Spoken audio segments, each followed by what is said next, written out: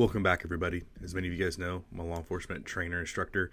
I train and instruct military and law enforcement all over the country on various law enforcement disciplines to include constitutional law, case law, patrol tactics, use of force, advanced criminal investigations, etc. And in today's video, we're going to be doing kind of a response video.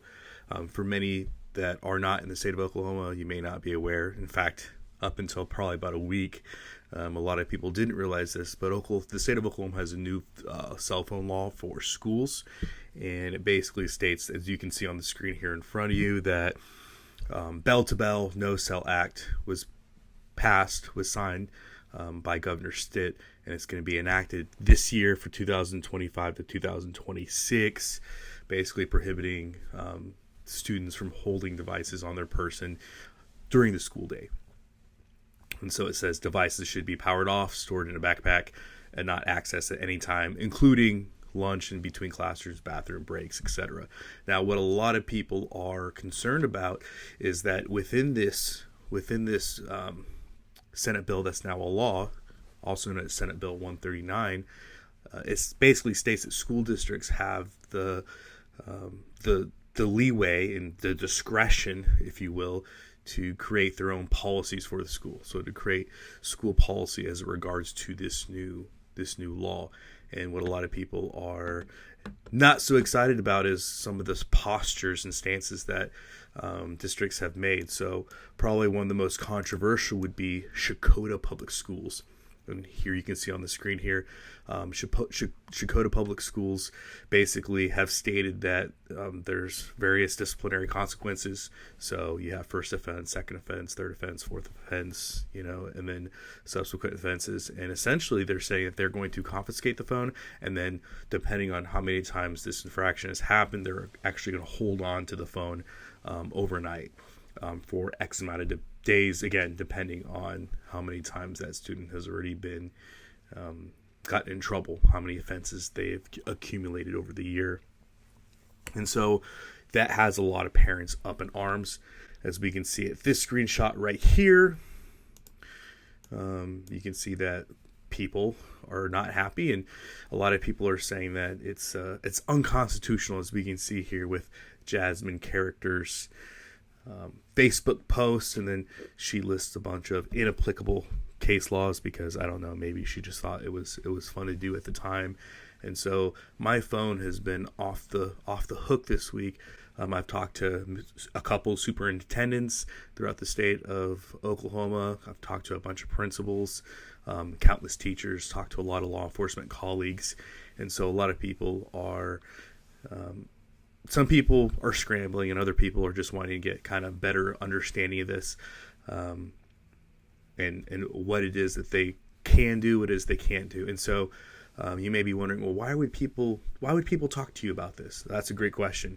I think that the reason why I'm having a lot of people talk to me is because when it comes to especially juvenile law, and when it comes to cell phone seizures, search and seizures, I'm very well versed in the case law, and I'm very well versed in, I guess the whole process that comes with seizing students' cell phones. So a little bit about myself that you may not know: up until May 1st of this year, 2025, I was an Internet Crimes Against Children Task Force Sergeant for Oklahoma's Eastern District. And so a part of that role is to get forensic evidence. And a lot of forensic evidence is going to be found on digital devices such as cell phones. And we're going to kind of flush the case law, but specifically for law enforcement, right, there are certain considerations, the Supreme Court case precedences we have to be aware of. California v. Riley, Carpenter versus U.S., two case laws specifically that if you're an ICAC task force officer, or you're just somebody that deals with a lot of cell phone forensics, those are case laws that you probably should know intimately. And so I doubt there's very many law enforcement in the state of Oklahoma that have seized more cell phones in the fiscal year 2024 than me. And again, I don't say that to brag. That just comes with the territory. That comes with doing that job. So there's probably few law enforcement that have seized as many cell phones and forensically dumped as many cell phones as I have. So this is something that I'm really well versed in.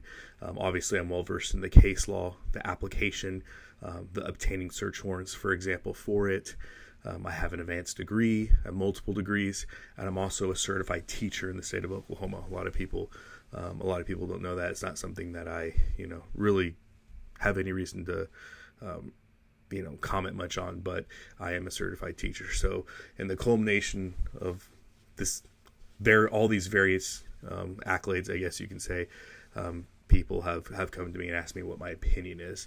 And so since I've been on the phone for so many hours this week, I just figured, you know what? I could make a video about this, and I can put it out. And so if somebody asks me, I can just refer them to the video. So that's what we're going to do today. And let me just start off with, obviously, this is for informational purposes only.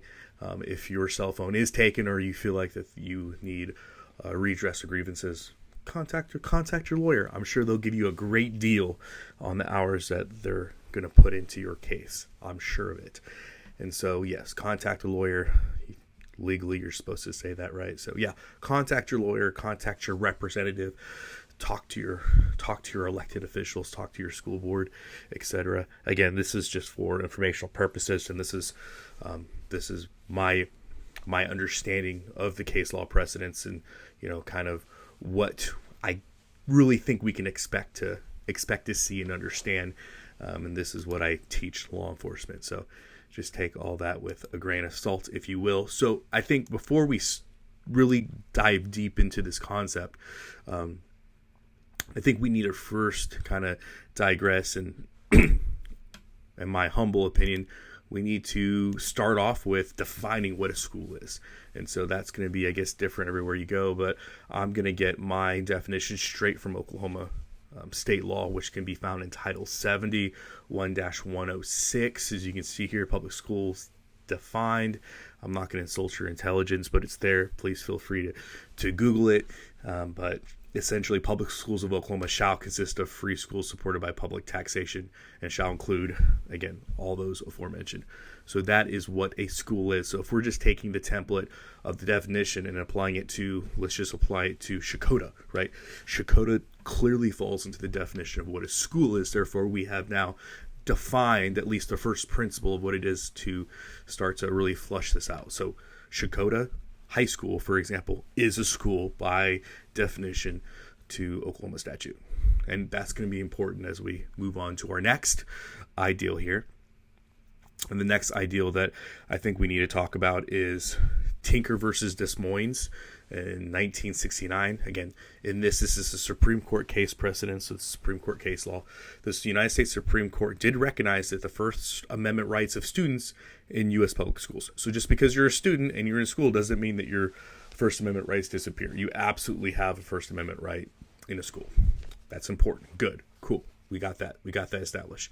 However, it has incorporated the substantial disruption test. So the Supreme Court says, yes, students have a right to the First Amendment. However, school interest has a way of determining whether or not that First Amendment can be at all suppressed or prevented. And so that's going to be called the substantial disruption test as a way to determine whether a school's interest in preventing disruption outweighs the student's First Amendment rights. The test asks if the expression of speech materially and substantially interferes with the operation of the school. And I think it's very clear cut that the argument that schools are making is that cell phones provide a material substantial interference and interferes with school operation. That is going to be the argument they make. And again, based upon all the details out there, based upon the peer-reviewed studies, based upon all the information out there, there is a very good argument that, in fact, they do cause a material and substantial interference in school. And we're going to, again, look at more case law as regards this idea and principle. The next thing that we need to be aware of is New Jersey versus Tilo, Tom Lincoln Ocean, 1985. The United States Supreme Court held that the Fourth Amendment applies to searches conducted by school officials in a school setting. In New Jersey versus Tilo, it absolutely states that school officials are considered to be government agents of sorts. And so there's no doubt that that would be a search or a seizure, right? If you were to search a backpack, take the cell phone out of the backpack, and then hold it, that would be a search and seizure pursuant to, in accordance with United States Supreme Court case precedents, New Jersey versus Tilo. However, what a lot of people have a hard time understanding and realizing is, again, that teachers and law enforcement are different. And I know this is going to sound crazy. I know this is, for example, this is going to sound crazy to our friend Jasmine Carricker here that you kind of saw the screenshot earlier. And there's a lot of people that are just totally confused by this idea that teachers are not law enforcement. I know it's crazy. To a lot of you guys just think, I think, Mike, you're just being silly. And I'm not trying to be silly. I'm trying to be really honest here. There's a lot of people that don't understand that teachers and police, or principals and police, are different. They have different roles, and they have different enumerated powers that are vested to them by not only state statute, but Supreme Court case precedents, as seen pursuant to, in accordance with, New Jersey versus Tilo. And again, and I say that because in this Supreme Court case precedents, it says, however, school officials do not need probable cause nor obtain a warrant before searching a student. Instead, in order for a search to be justified, school officials must have reasonable suspicion that the student has violated either the law or school rules. Now, why is this important? Well, it's important that we understand really the context here. For example, let's take something that's going to sound really outlandish, but if you've ever worked at a school, I'm sure you've seen this. And for my teachers, correct me if I'm wrong in the comment section, but there are times where students bring things to school that they probably shouldn't. And I know this sounds crazy. Okay, I get it. I understand where you're coming from. I know this sounds outlandish, but there are times that students will bring things that violate school policy, but may not violate state law. Let me give you a great example. So if little Jimmy, let's say little Jimmy is 7th grade, 8th grade, and he just got a brand new puppy, right? He just got a tiny little puppy. He's really excited and he wants to show his friends. And so what does Jimmy do? Jimmy puts his puppy in his backpack and brings it to school. Now, is it a crime to hold a puppy? No. Is it a crime to put a puppy in a bag? No. We actually see this all the time. I don't know if you've ever been to an airport, or you see ladies at stores, at the mall. Like, I've seen dogs in handbags. I've seen dogs in backpacks. They make special carriers where you can put dogs in. That's a backpack. So there are special devices even that are created to put dogs in bags. So putting a puppy in a bag is not a crime. Neither is owning or having a dog in your possession a crime, and it's not a crime even if you're a 7th or 8th grader. It's not a crime.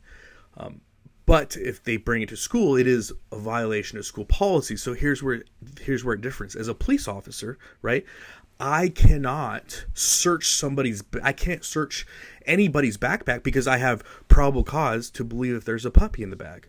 Outside of investigating a crime, or outside of having a criminal nexus, again, pursuant to, in accordance with Texas v. Brown, things of that nature. Even if we look at Terry v. Ohio, right, for the Terry stop, I need reasonable articulable suspicion of a weapon and things like that. But I can't just say, hey, you're on school grounds. I'm a police officer. Jimmy, you're on school grounds and you have a puppy in your bag. I'm going to now open your bag and seize the puppy. I don't have that authority. I don't, because I can only enforce law and statutes.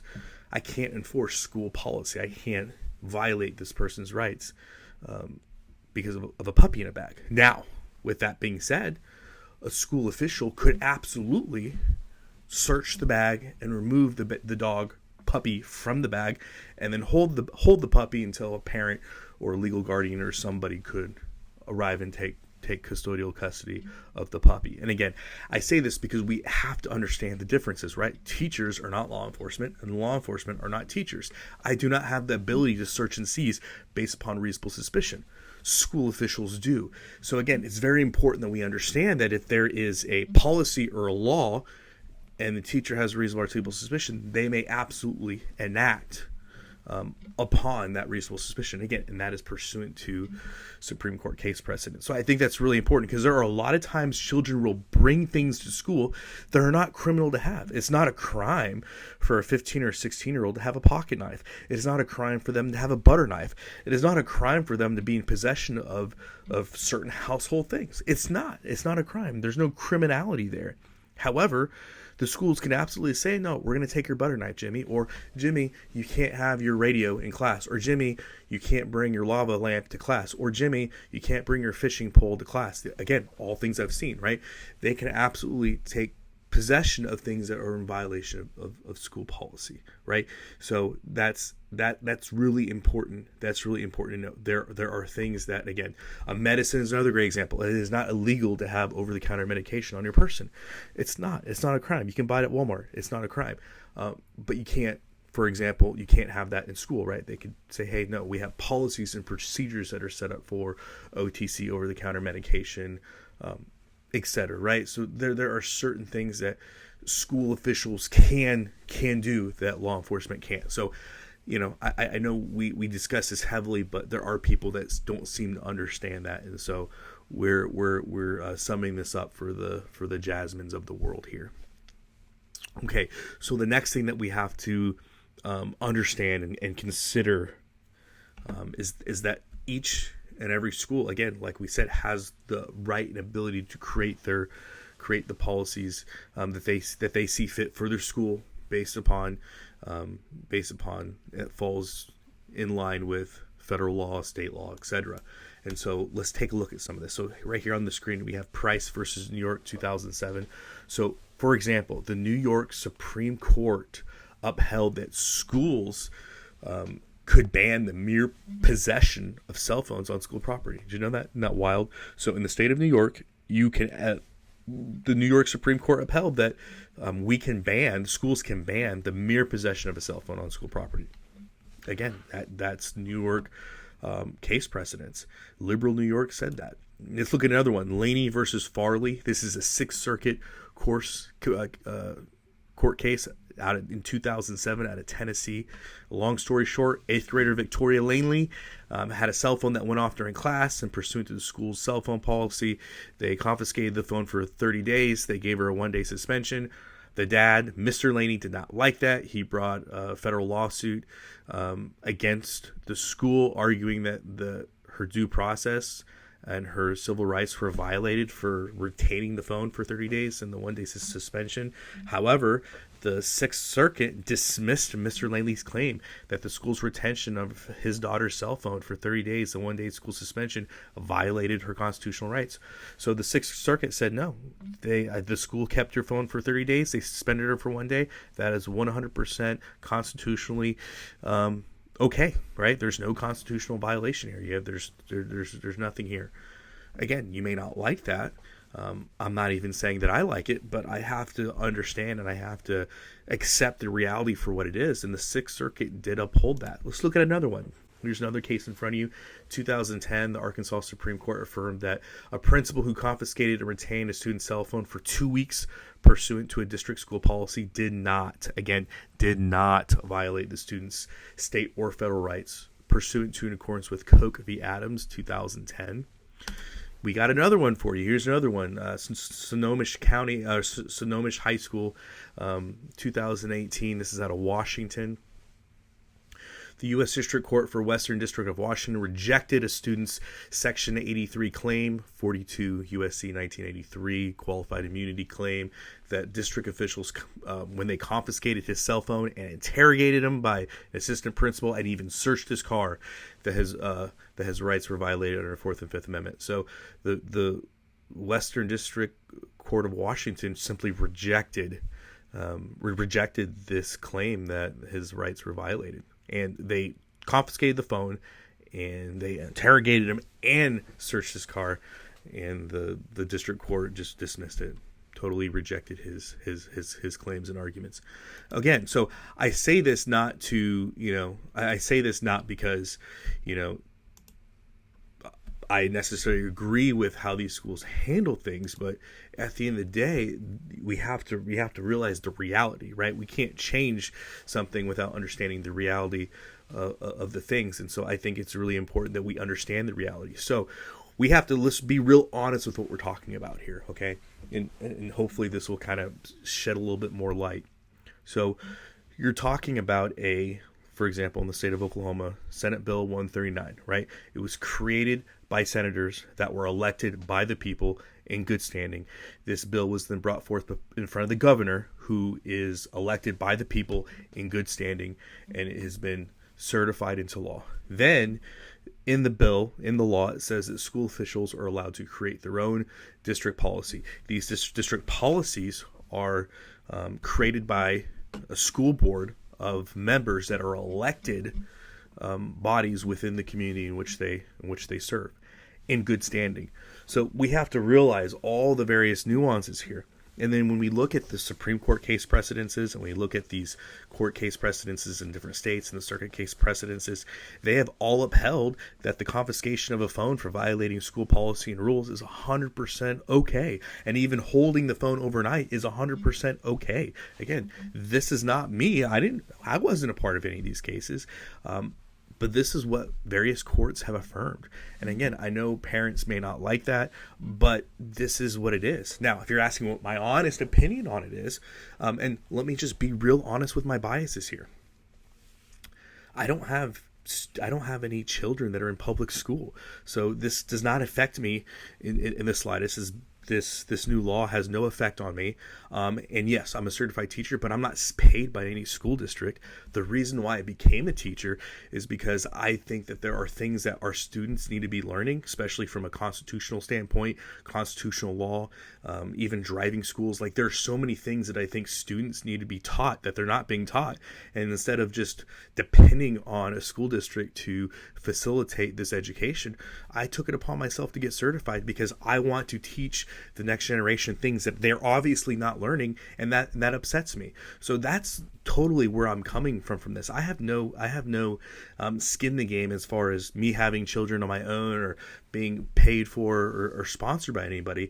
But at the end of the day, this is what it is. So I have to accept the reality that cell phones can be taken pursuant to school policy and state law, and they can be retained. And in this case, we have a court case precedence jurisprudence of 30 days. Now, personally, I wouldn't hold the cell phone, and I wouldn't hold it for 30 days because